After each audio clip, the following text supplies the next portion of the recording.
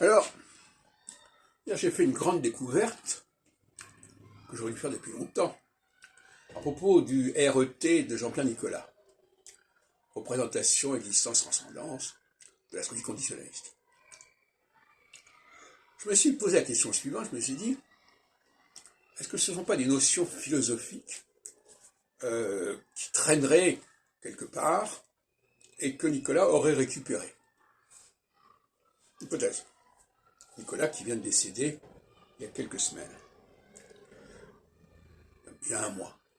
Et je vais donc sur Google et je mets ces termes ensemble. Philosophie, alors je mets représentation, existence, transcendance. Et je tombe notamment sur Husserl, Edmund Husserl, le grand philosophe juif allemand du XXe siècle. Et ensuite, je vois que Patrice Guinard s'est intéressé à cette question, ce qui est assez logique puisqu'il a fait une thèse en 93 sur la philosophie et qu'il a une certaine culture philosophique. Il n'a pas manqué, probablement, de constater que chez Nicolas, on retrouvait les termes de la philosophie husserlienne, jaspersienne, etc. Et d'ailleurs, il a fait un article sur son site qui s'appelle, je ne me souviens plus comment il s'appelait,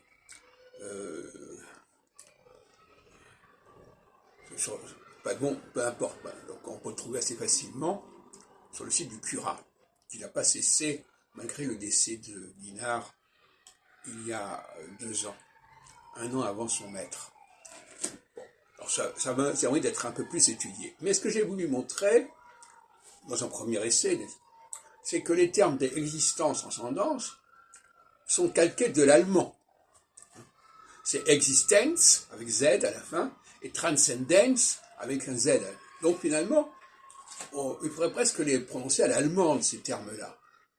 Et je vois qu'actuellement, mais ça mérite d'être creusé, je vois qu'actuellement, ceux qui exposent le RET, comme Patrick Le Guen, quand il pose le RET, représentation et licence, se garde bien de signaler que ça prend son origine dans la philosophie husserlienne. Or, dans la philosophie husserlienne, ces termes-là sont articulés de manière beaucoup plus structurée que quand ils sont exposés dans les traités d'astrologie conditionnaliste, où on donne ces termes-là comme ça, hors contexte. Sans que ça ne va pas du tout. Et donc,